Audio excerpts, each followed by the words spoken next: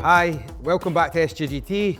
I'm Scott, this is James and Aaron, and today we're going to have a talk about what products have been great, what drivers in particular have really worked for 2024. I think the season's coming to an end, it's almost Christmas time, so it's almost a wrap. There's a lot of products still out there, but what has worked? James, for you, what's been a big driver?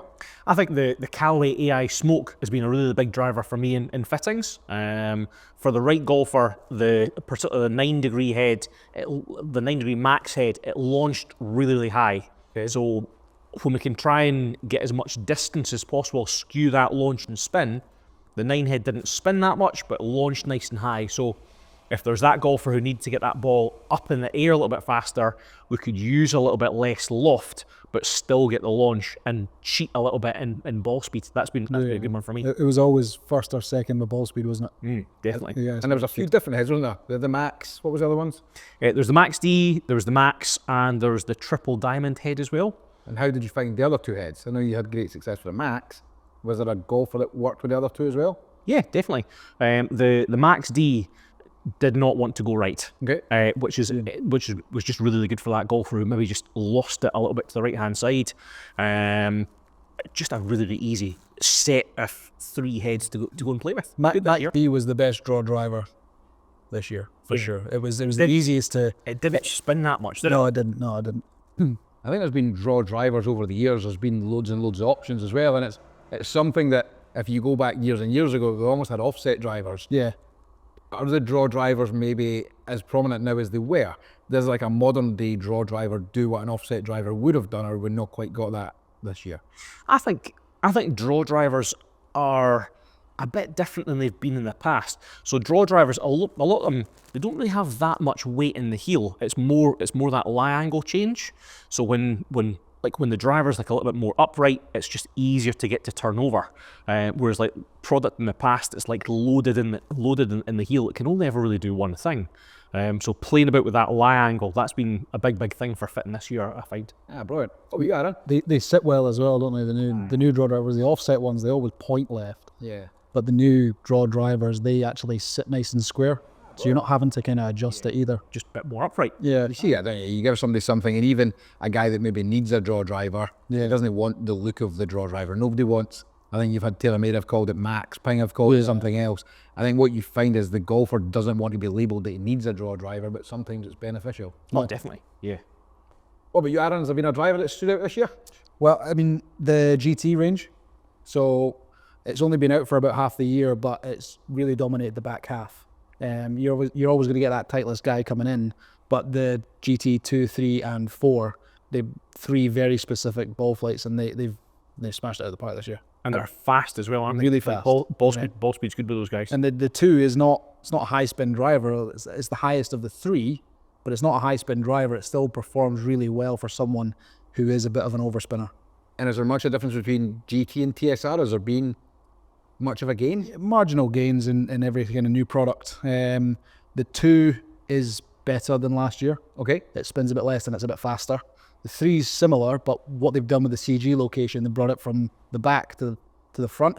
So it has a little bit more of an impact, I've found, this year. I think there's a bit more separation between the 2 of them as well. Like last year with like TSR, with the 2 and the 3 having the weight at the back of the head, whilst like 3 sort of spun a wee bit less. It wasn't loads. Whereas like now, because the weight's further forward, and there's more separation between those 2 clubs, which I think is good for fitting. And one of the most impressive things is the spin. You don't see the variance, as much variance this year. It's much more consistent with the spin rate. I think the other thing we've seen at the start of this year was 10K as well. We had, I'll never forget the Friday, we had the conversation with different reps that I think Ping were in first thing in the morning and told us that there's something new, and it was the first thing they ever brought to market, and we had TaylorMade after lunch and they had the same conversation. So 10K became a thing this year. How's it been? Has it worked? Is it a thing? Do you think we'll see it next year? I think we'll see something like that again next year. I thought the TaylorMade one, it was really forgiving. It just spun a wee bit too much. Okay.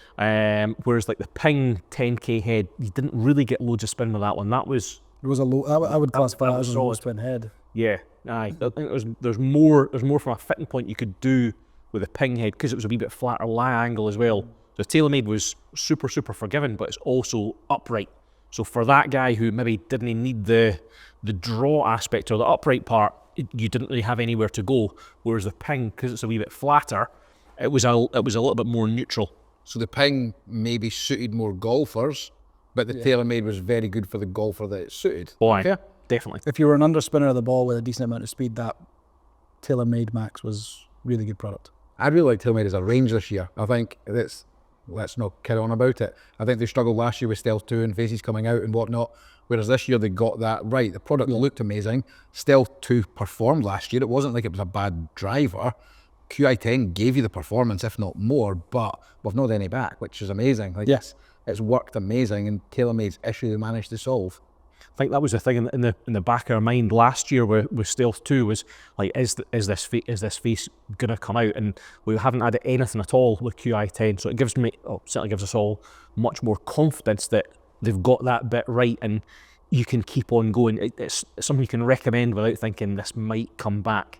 I think when you look at even Ping and TSR, other than the 10K, you tend to find second year of their cycle, they get a little bit quieter. So what we've found is TSR almost died a death for 3 or 4 months. We never sold any Titleist from May through September. So GT was needed. Yeah. And it feels like Pings went that way a little bit as well. It's starting to quieten off a little bit. The new one's needed now, I think. I think it's time to go.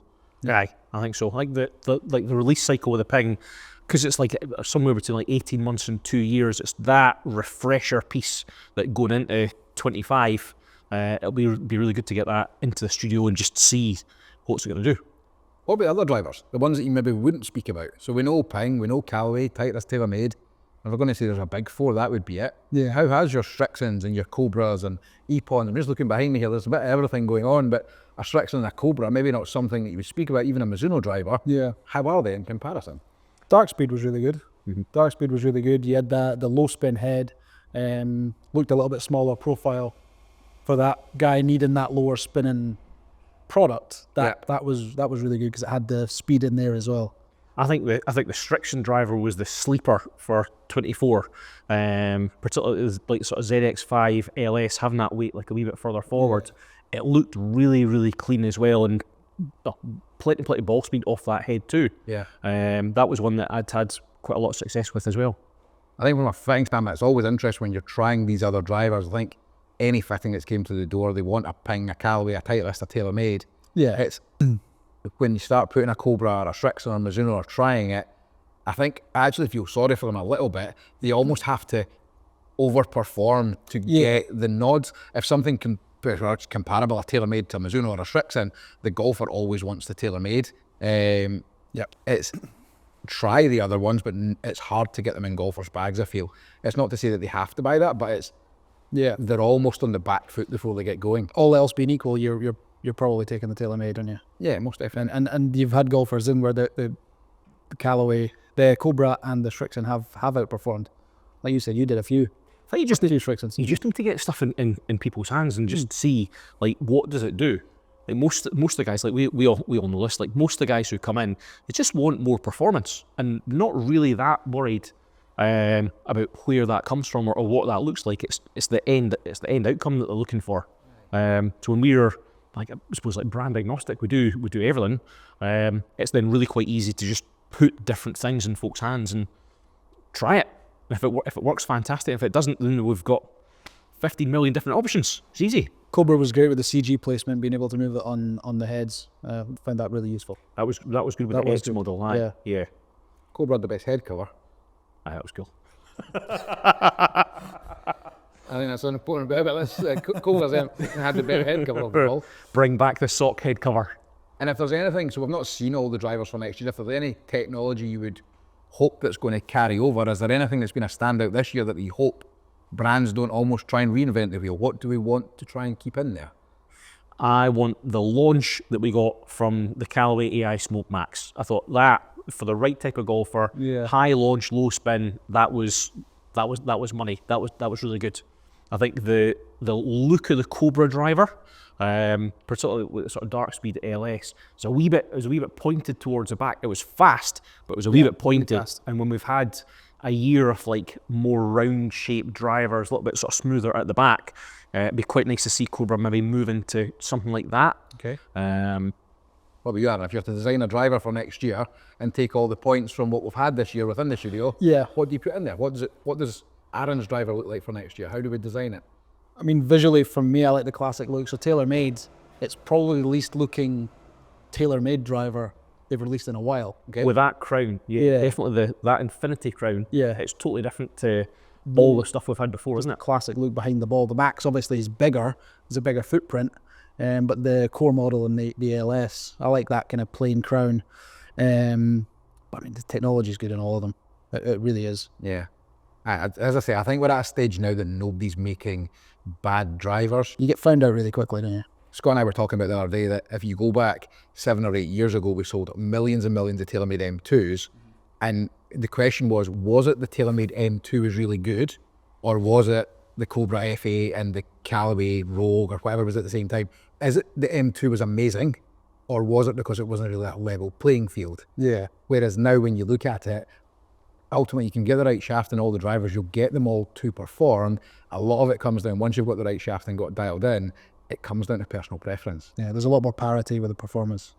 Mm. Like you've got distinct models that will do specific things, but there's a lot more parity in performance, and they're all quick. Every single one of them. Yeah. I think like product just needs to look good. So does it look good? Does it feel good? Does it fly the way the golfer wants it to fly? Yeah. And like if the answer to that is yes, then chances are Trackman's going to validate all that as well.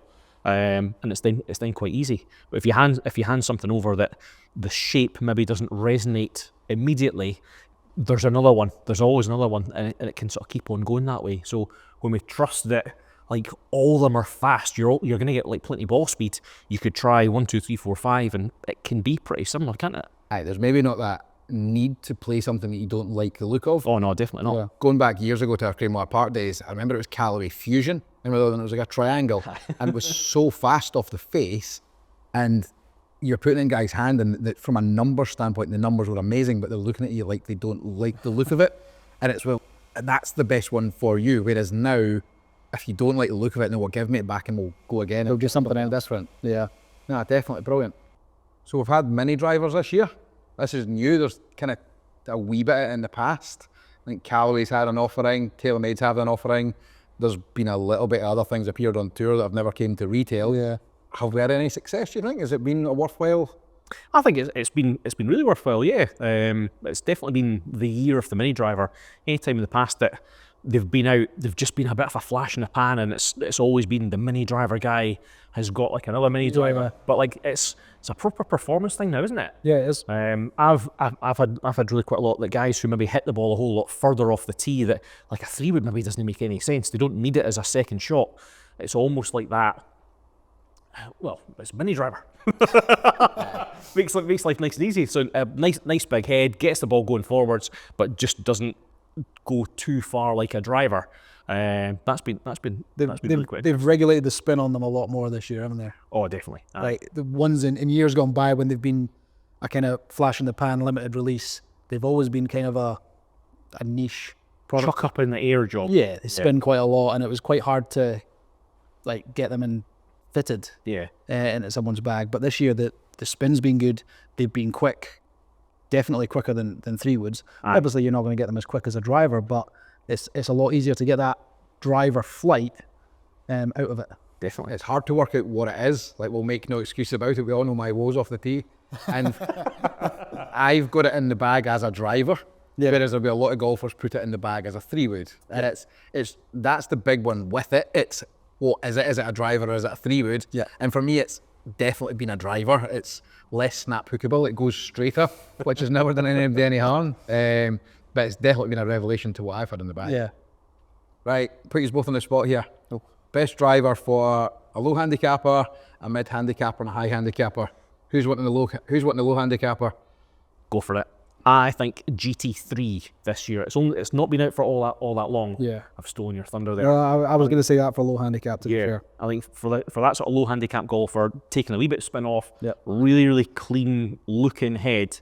That's been really solid. Right, mid, you want it or will I take it?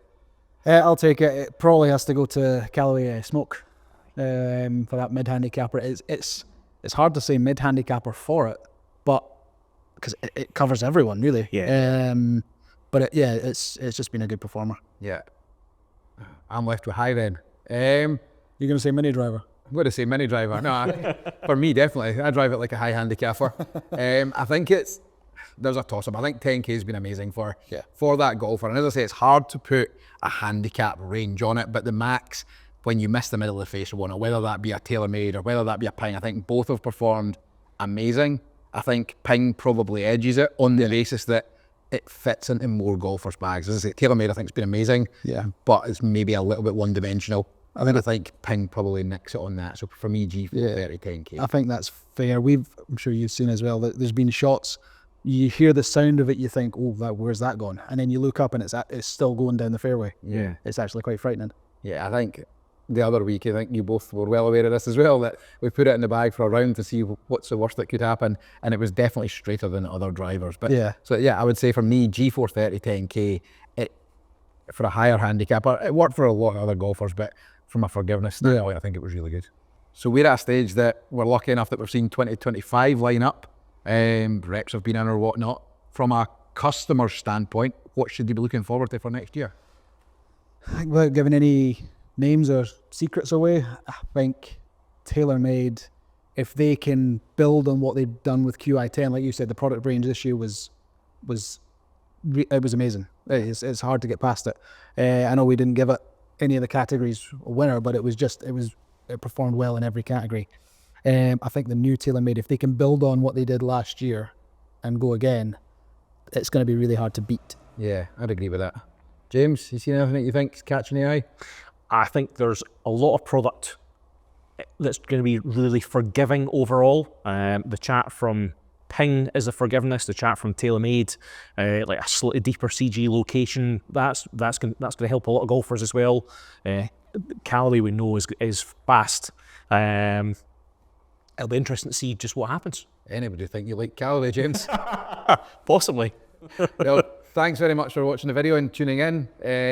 We've got another video coming out as well where we're going to look at what irons have performed the best for 2024.